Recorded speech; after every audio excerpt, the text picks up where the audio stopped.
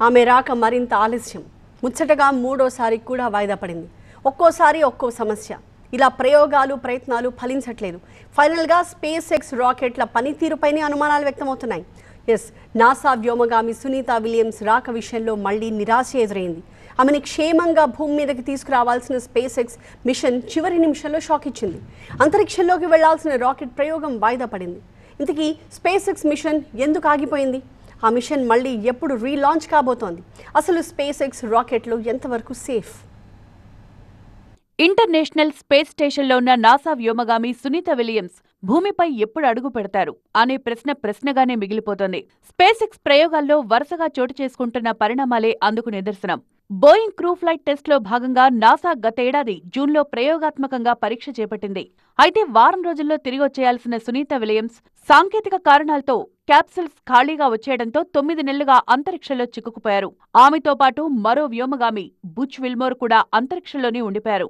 ఈ క్రమంలో వారిద్దరినీ భూమిపైకి తిరిగి క్షేమంగా తీసుకొచ్చేందుకు Elon Musk company SpaceX సాయంతో నాసా ప్రయత్నాలు సాగిస్తోంది. ఈ ప్రయత్నాలేవీ ముందుకు వెళ్లకపోవడం ఆందోళన కలిగిస్తోంది. ఇప్పటికే 2 సార్లు వాయిదా పడ్డ ప్రయోగాలు ఇప్పుడు మూడోసారి చివరి క్షణాల్లో పోస్ట్ పోన్ అయింది. స్పేస్ ఎక్స్ క్రూ 10 మిషన్ ద్వారా 4 వ్యోమగాముల్ని అంతరిక్ష కేంద్రానికి పంపి సునీతా విలియమ్స్తో పాటు బుచ్ విల్మోర్ను వెనక్కి రప్పించేందుకు నాసా 9 నెలలుగా ప్రయత్నిస్తోంది. మూడవ ప్రయత్నంగా నిన్న అమెరికా ఫ్లోరిడాలోని కెనడీ అంతరిక్ష ప్రయోగ కేంద్రం నుంచి రాకెట్ను ప్రయోగించబోయింది. అయితే చివరి నిమిషంలో సాంకేతిక సమస్య తలెత్తడంతో ప్రయోగం నిలిచిపోయింది.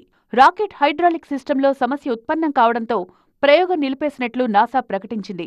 సమస్య పరిష్కరించి ఈ వారంలో మరో ప్రయోగం చేయనున్నట్లు తెలిపింది.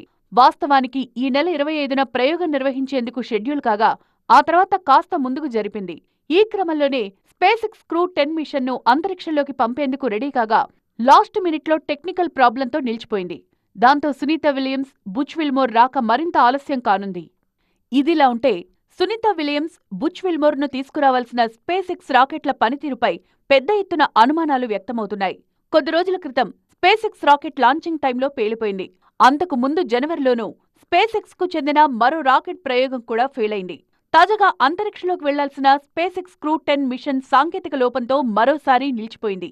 ఇలా వరుసగా 3 సార్లు స్పేస్ ఎక్స్ రాకెట్ ప్రయోగాలు విఫలం కావడంతో అసలు ఈ రాకెట్లు ఎంతవరకు సురక్షితమనే అనుమానాలు భయపెడుతున్నాయి. ఆ రాకెట్లలో వ్యోమగాములను సురక్షితంగా భూమిపైకి తీసుకురాగలరా అనే డౌట్లు వ్యక్తం చేస్తున్నారు నిపుణులు. ఈ క్రమంలోనే సునీతా విలియమ్స్ రాకపై సస్పెన్స్ కంటిన్యూ అవుతోంది.